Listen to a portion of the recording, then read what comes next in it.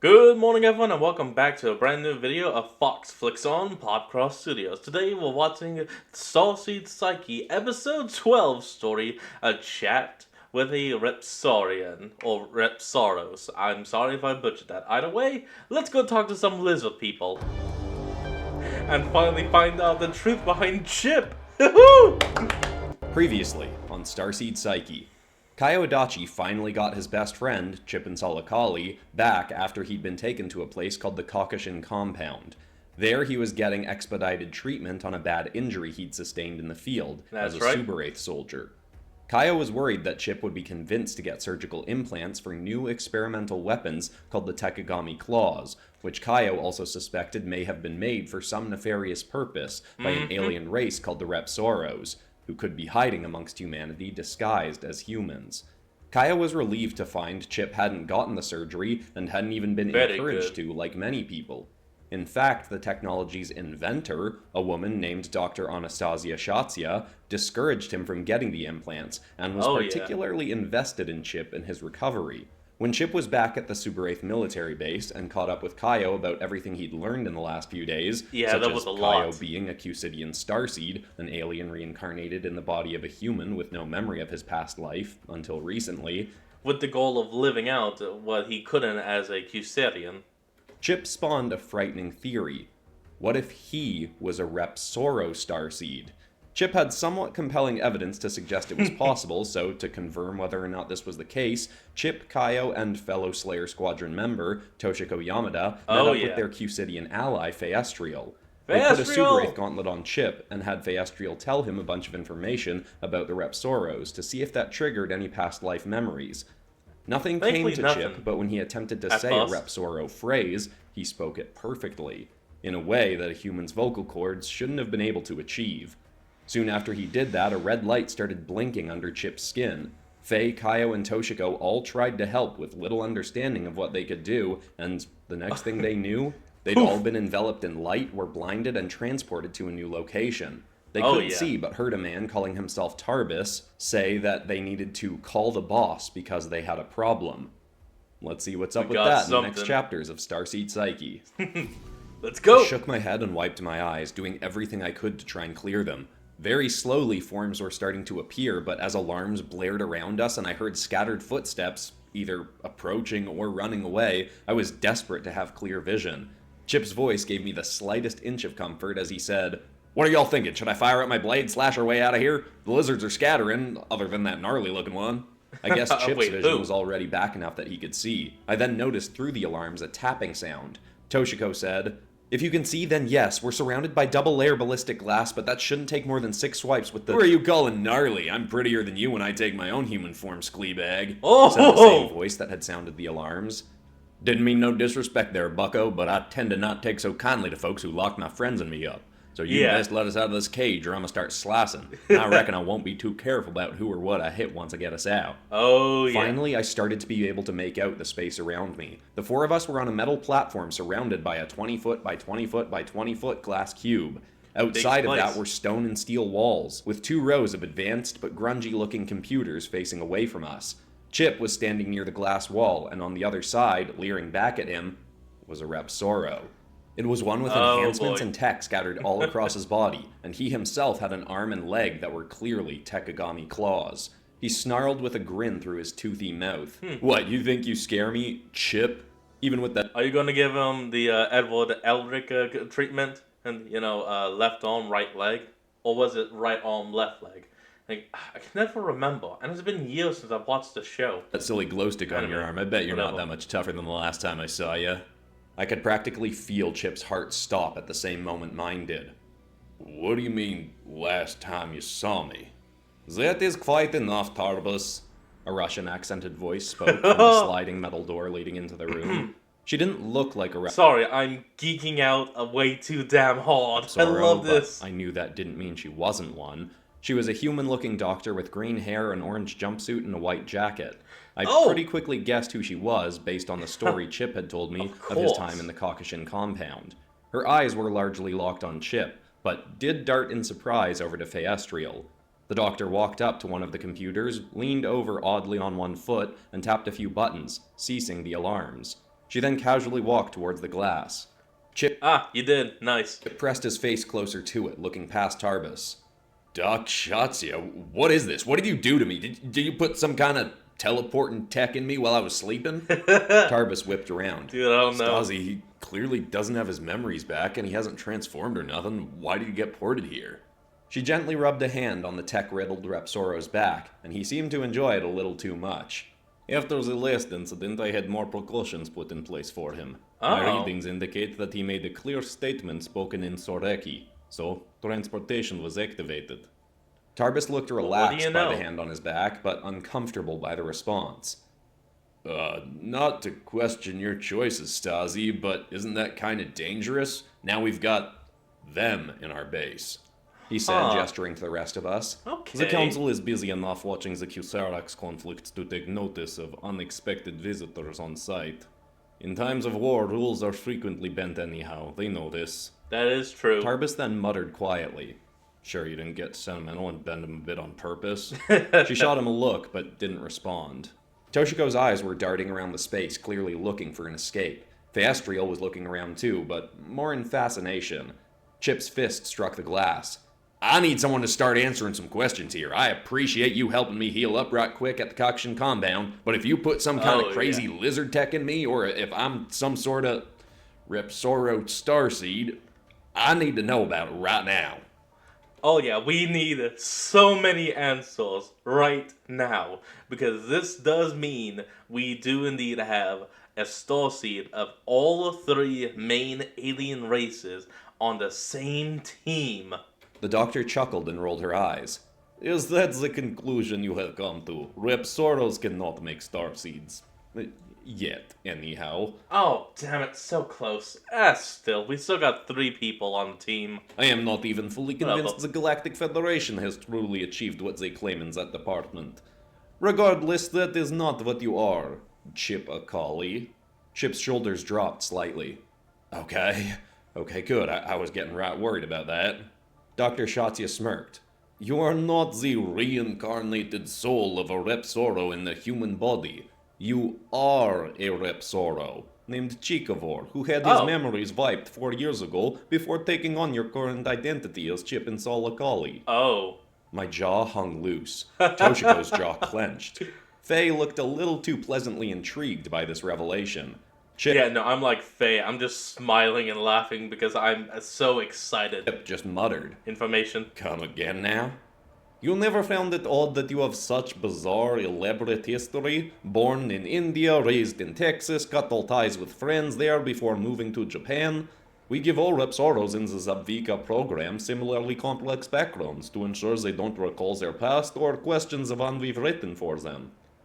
Chip turned and marched away from the glass, rubbing his hands against his face, letting the words sink in. Whoa. Something clearly struck his mind, and he whipped around. No, that don't make no sense. I remember my whole life real clear. Or pretty clear. But what about my folks, huh? Maybe I don't call them as much as I should, but I still talk to them now and then. Even do video calls. I know they're real. You saying they're some kind of lizard people too? Shotsia pulled out a phone from her pocket. Oh, that would actually be cool. Tapping a few buttons, she pointed the screen towards us and the camera towards herself. On the phone, her own face was being altered to look like an Indian woman, who I recognized from photos Chip had showed me of his mother. Chip stomped closer to the glass again. You was impersonating my ma? Oh my God. She lowered the phone and shrugged. Well, not exactly. She leaned over to the nearest computer and tapped a few buttons. The glass cage around us unclicked from the ground and slowly started to rise. Oh Tarbus knelt into a battle stance. Stasi, is that really smart? She barely glanced at him, still looking at Chip. Oh, relax, Tarbus. Chikavor may not have his memories back, but even still, I trust that my son will not hurt me. Oh! My jaw couldn't exactly drop any lower, but it felt like it did. I want to scream so much because twist after twist after twist after reveal. Ooh! Sorry, I had to cut for a moment though because I nodded out way too hard, and it is such a good thing I learned how to be able to do those cuts because you guys would definitely be suing me for ear surgery. More so than that, I could practically feel Chip's whole world crumbling around him. When the glass got high enough for us to escape, Toshiko dove under it and ran towards the wall, where there was a pole-like gun leaned up against a steel rack. Before she reached it, with sparks of red bursting off his mechanical limbs, Tarbus crashed into the wall beside it and snatched the weapon away.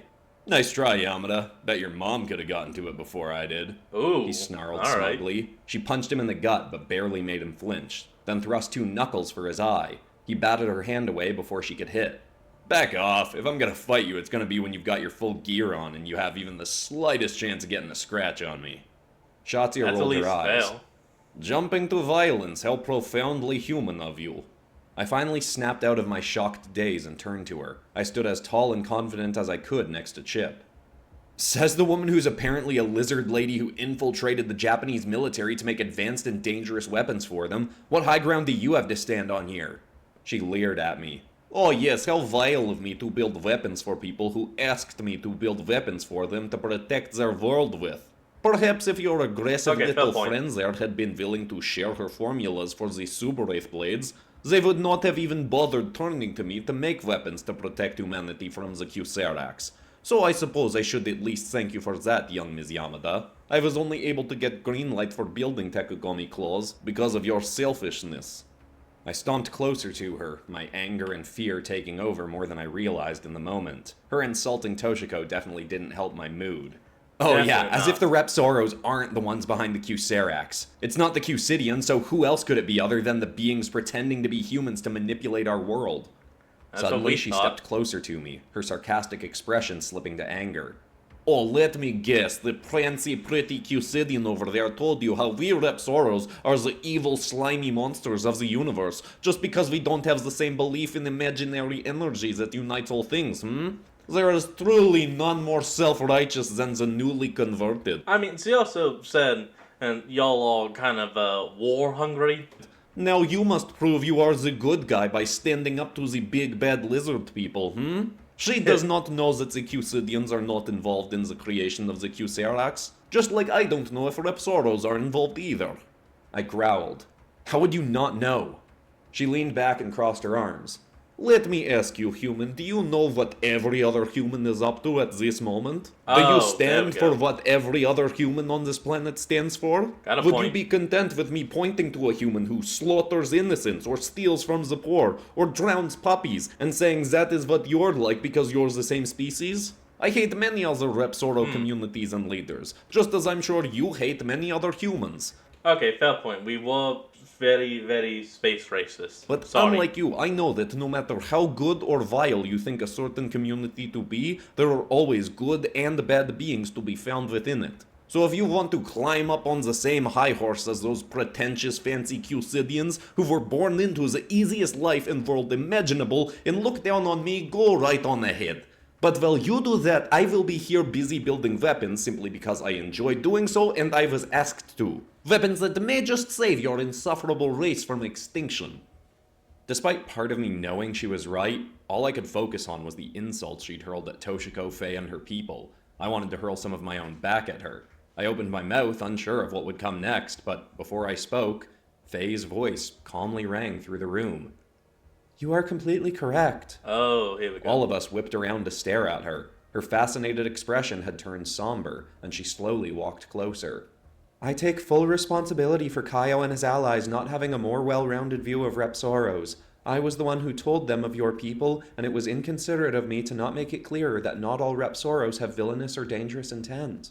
In trying to inform them of a wide history of the universe outside of Earth, I did feel it necessary to generalize whole races for the sake of brevity, but that was unfair of me to do. I am very sorry, and if you're willing, I think all of us would appreciate some space for us to sit down and listen to you give a more thorough explanation of what is going on here, your connection to Chip and Saul, and your work. While I can't promise... Well, apparently Chip is her son, so I want to figure out that first.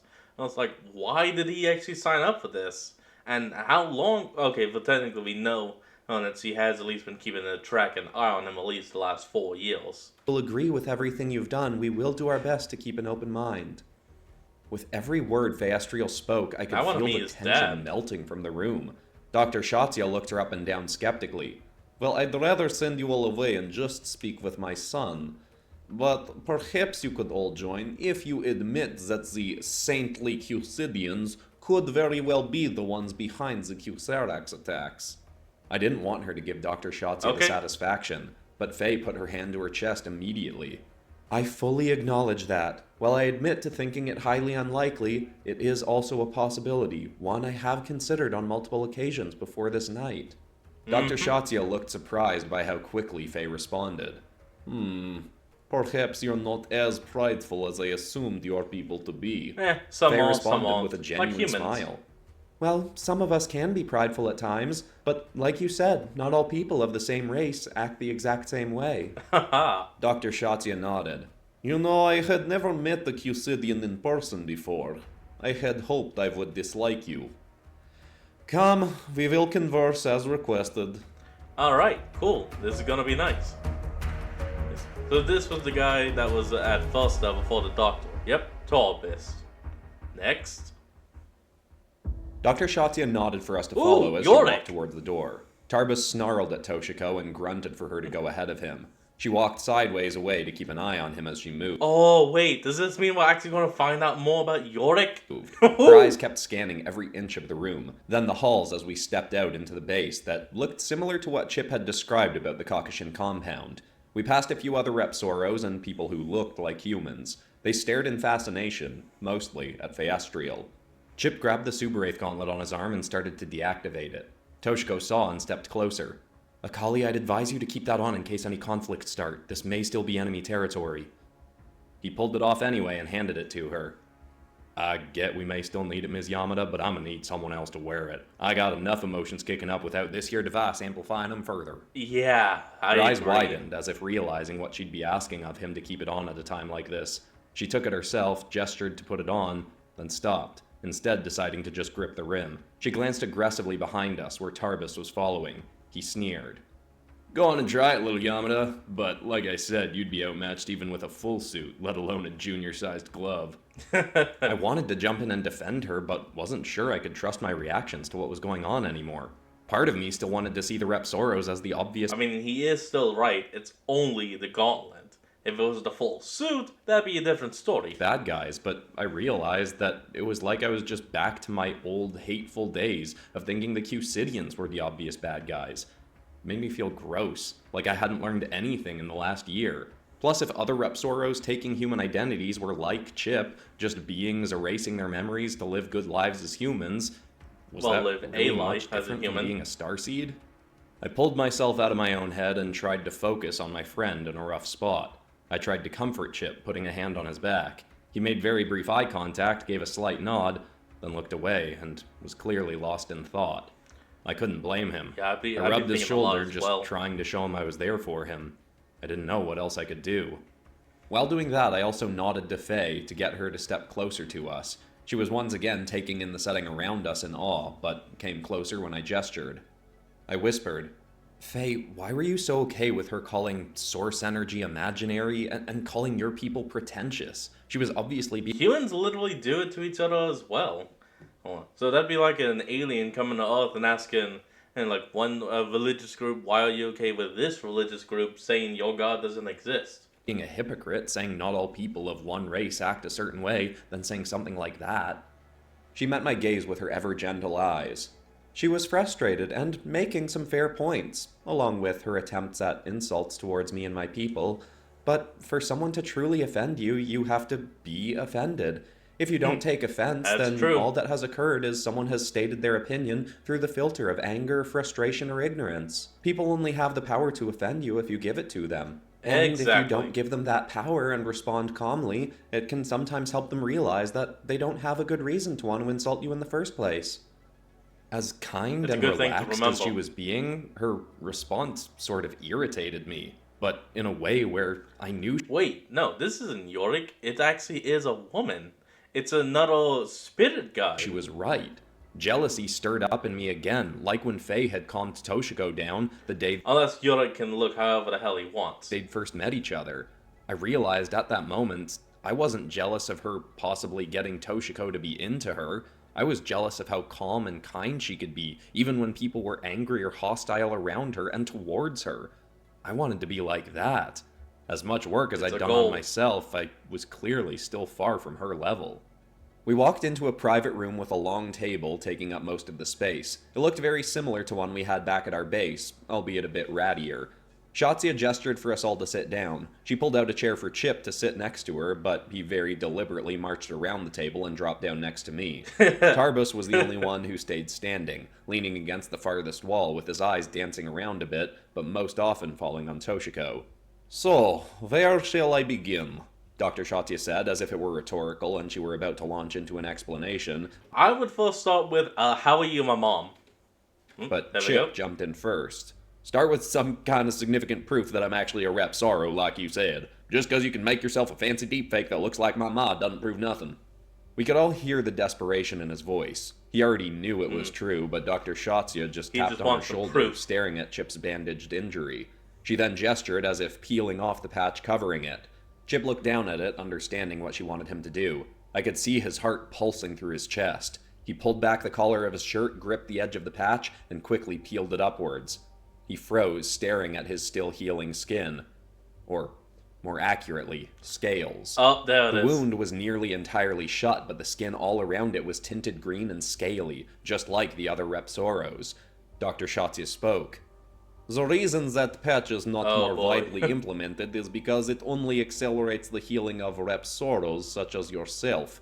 It temporarily converts your flesh back into its natural biological state and speeds up the healing process." Whoa. Chip put the patch back in place, looking as defeated as I'd ever seen him.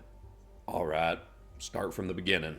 Why did I do this? Why did I want to forget who I was and pretend to be human?" Yeah. She shrugged. Please. "For the same reason many of us do. To live a better life, one of your own making. When the Repsauros first came to Earth, our ancestors had hoped to take control of humanity with our far superior technology. That's And what we were before told. you get all judgmental about that human, keep in mind that the Cusidians made humans as a slave race in the first place." Yeah, no, was She told said it that as clearly well. assuming I didn't know that, but I just nodded understandingly. She continued, not having gotten the gotcha moment she wanted. "Anyhow, the Suberites were sent to Earth, a war ensued, and many of our ancestors went underground in various locations around the world. Some left the planet, but others became fascinated with humanity and decided they wanted to live among humans. Different Repsauros had okay. different reasons for doing so. Some wanted control over humans, but most simply wanted to live their life out as a game, enjoying the advanced knowledge we had over the primitive humans of your past. Some of us did want to take positions of power and control human cultural evolution, but this only happened Did on happen. a few rare occasions. We knew that allowing this to happen would eventually draw the attention of the Galactic Federation once again. So, rules were put in place. There were limits put on what sorts of positions a Repsauro could take in human society, and you were never permitted to reveal your true nature to a human." I was about to jump in, but Okay. decided to try being polite. I awkwardly raised my hand. Shotzi rolled her eyes. "Yes, human. It's Adachi Kaio, and how would a Repsauro even know to reveal themselves if they forgot their past life before taking on human form?" That's a good question. She nodded, realizing she'd skipped a detail. "Back then, and for most of our history here, we have not erased memories. There That it is. technology did not exist before I came up with it. Through off-world sources, I learned of the so-called Starseed program when I was a young girl and became intrigued. The idea of being completely and entirely immersed in the human world, choosing the sort of body and personality you wanted to have, then wiping away your past, sounded like a very intriguing notion that would appeal to many. It kind A of game is. can be ruined if you're constantly reminded that it is a game. Of course, we're not so insane as to agree to kill ourselves in order to be reincarnated into a human, which I am still skeptical is actually possible." I Two was of us less right polite here this did next it. time as I cut in. "It is possible. Toshiko and I are both Starseeds." Toshiko's eyes immediately darted over to me. She didn't look overly angry, but definitely wasn't pleased. I could why did you practically say that? hear her voice in my head Sorry. saying something along the lines of, "Never unnecessarily divulge personal information to a potential enemy." I clamped my lips shut, kicking myself for once again not reacting better. Shotzi shrugged. "Sure, for sake of argument, let's say you are, and it is possible. Oh, good, so Regardless, then we bye. were not willing to attempt that route. In my younger years, I learned what I needed to about the brain and eventually learned how to rewrite some memories and erase others altogether. I also invented the version of the surgical implants that allow Repsauros to transform physically into a mostly biologically human shape and Oh. physiology. For these to work, 6 implants need to be put into a Repsauros brain and body. In the past, it was possible to Hmm. consciously trigger the transformation, though the full course takes multiple hours and is rather painful to endure. Because of this, it is not Okay. common for a Repsauro to transform back and forth frequently as it is, but my version of the technology made it so that a Repsauro whose memories had been erased was entirely unable to change back and forth, even accidentally. Good safety. Or at least it was supposed to be. When my son unknowingly ingested a tainted strain of psilocybin while out partying one night, we discovered that my transformation deterrents are not entirely foolproof. You were seen in a partially Oh, right, the drug trip. transformed state by humans, and I had to fight the Soroid Council, the highest ranking officials of our community, to keep them from simply executing you. Chip nodded slightly. Thanks, Mom. Okay, well, I guess I appreciate that, but if you're my family, why was I okay with just forgetting you existed and becoming a human? You didn't try to stop me or nothing? The doctor opened her mouth to speak again, but seemed to choke on her words. She paused and took a breath. Well, Repsauros generally do not put as much weight on familial connections as humans or other races. We Oh. spawn our young, then they go into community education centers to learn what they need to know and be raised. Friendship then Okay. becomes more important than familial bonds. But, having been on Earth for so long and watching human entertainment and streams of Repsauros up there living human lives, it does occasionally happen that a Repsauro is interested in a stronger connection to their family, Aww. especially if they do not make many friends.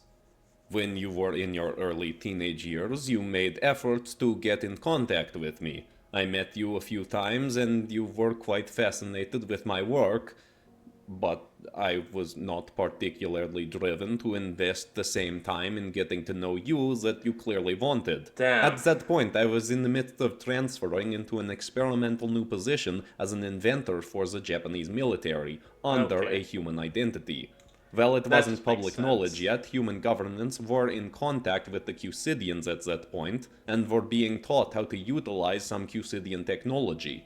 This was knowledge we Repsauros were very eager to have ourselves, and Hmm. I wanted it myself more than almost anything else. Of course, well, I Almost. elected to keep Hmm. my memories so that I could semi-regularly confer with the Soroid Council about what I had learned. It also meant I'd have very limited contact with anyone from my old life, including you. Damn. Chip nodded. Right, But so you okay. just didn't care that you was never going to talk to your son again. That it? From the perspective of a human, I can see how that would seem quite cruel, but as I said, Repsauros do not have the same Hold on. Sorry to pause, but look at her ear. Damn. That is just a little weird. Sorry. emphasis on I familial know it's nothing, but bonds. still. She sounded like she Go was on. trying to Go on. convince herself as much as anyone else. She continued, pulling her phone-like device out and tapping a few buttons on it.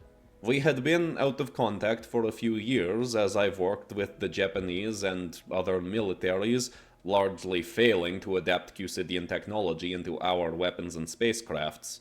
I assumed your interest in a relationship with me was simply a phase and you'd move past it. So, whenever I'd come back to the base, I would not bother to get in touch with you. I assumed you had moved on.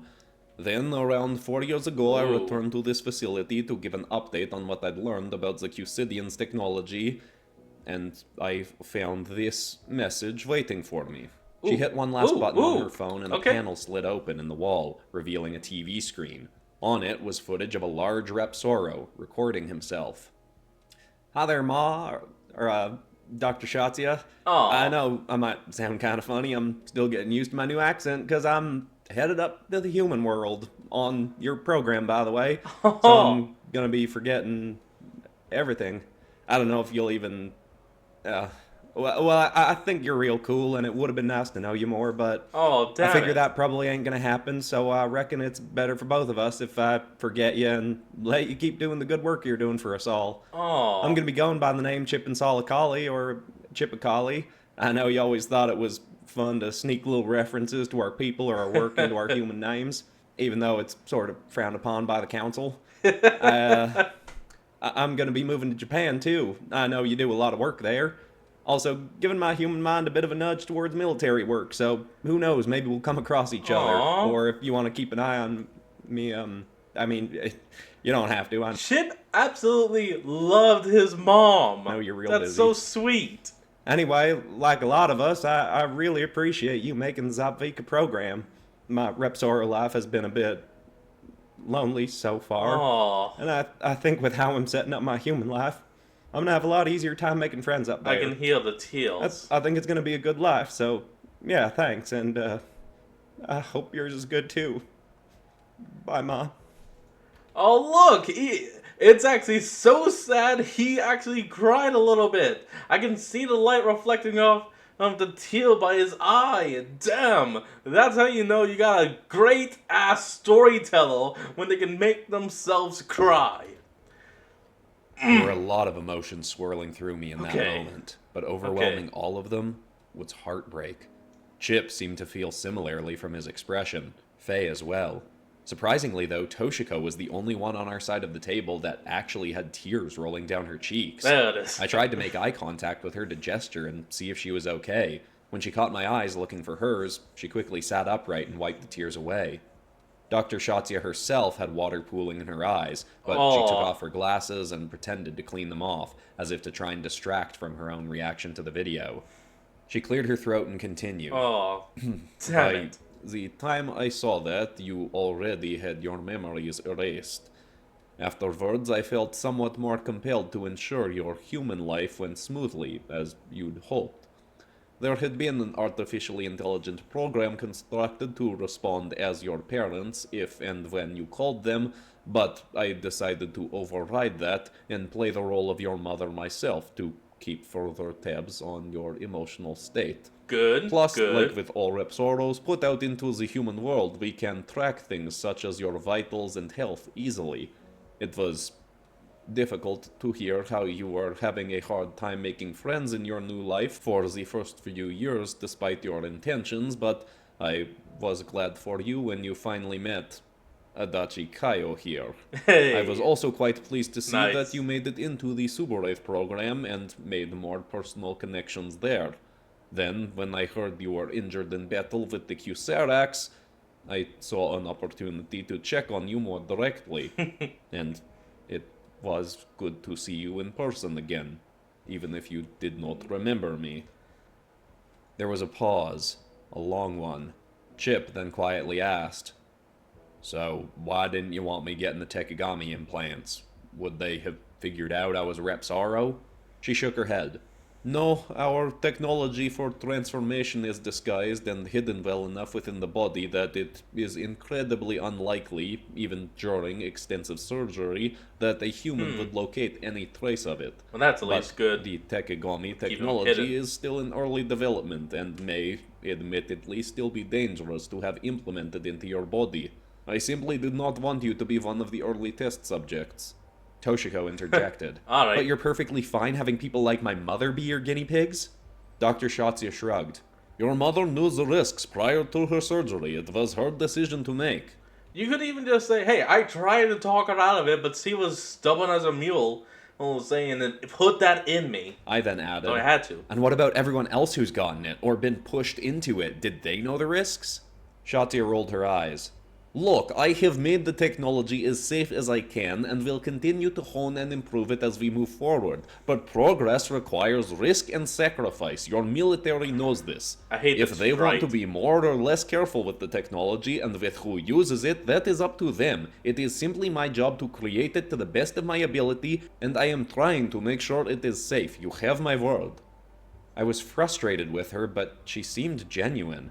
It struck me as a bit irresponsible, but if she'd told them the risks and the military was still implementing the tech, then Ultimately, it was more on them than her. That's right. A thought came to me during a lull in the conversation. I asked, "Wait, but Chip mentioned that he's been having, I paused, glancing over at him to ensure he was fine with me saying what I was saying. He gave me a slight nod to go on, so I did.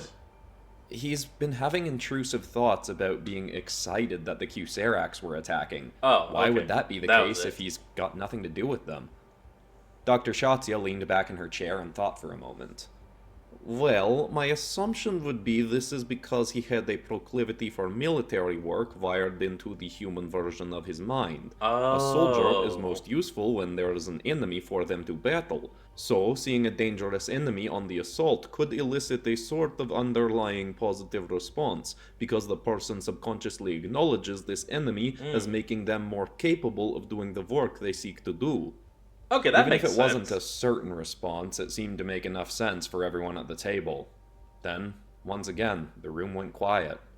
Sitting in that silence, I had no idea where the conversation was going to go next. I looked at Chip, Does anyone else want Chip to go hug his mother? I know about the whole history and all, but still. Mother, son, make up, hug, please. Expecting to see his defeated-looking expression again, but he was actually close to being back to his usual self. He sighed. Well then, I guess that's that. He stood up. This is obviously a big ol' mess to process, but I've basically known my whole life got completely rewritten 4 years ago anyhow. Just didn't realize I was rewritten into a whole other species. I don't feel like I know that guy that was up on that screen, but if he is me, then I'm happy for him. Because even if he didn't get what he was after back then, he's got it now. I got the best friend anyone could ask for, got plenty more pals in the Super Ray squad, and I'm doing work I love. I'm living a good life. Dr. Shotsia couldn't keep a tear from rolling right down her cheek, as hard as she tried to hide it. She just nodded, looking away from Chip. He continued. But now, seeing as how y'all probably know a lot we don't, I reckon we'd be missing out on a big opportunity here if we didn't ask some more questions. So, if y'all didn't create the Qserax, who do you think did? Dr. Shotsia's face flashed between sad to concerned to focused. She stared at the table, unable to bring herself to look at Chip yet. I have thought about this for some time. I do not know for certain, but have a strong sense that those above me have more knowledge than they are letting on. Toshiko leaned in. Oh, you mean like it was like the robots were made by like a splinter cell of both groups? Which would explain, oh my god, what if it's a splinter cell in all the groups? That would explain the lizard-like movements, hence the Super 8 tech, and even the Qserian looks. Above you in the Repsauros community? Shotsia shook her head. No, in the military, Japanese and abroad. Humans, like many Repsauros communities, have become much more obsessed with progressing their technology, especially in the last century or so. Yeah, it also became very clear to your people during the Great Wars of the 20th century that nothing pushes progress of technology forward like a good war.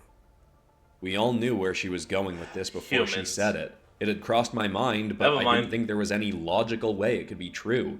If Shotsia thought it was, though, that made it, unfortunately, much more likely. The doctor crossed her arms and leaned back in her chair.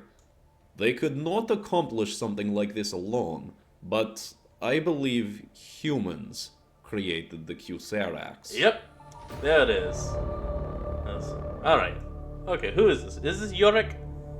It is! Oh! Yorick just got a redesign, that's all. Awesome.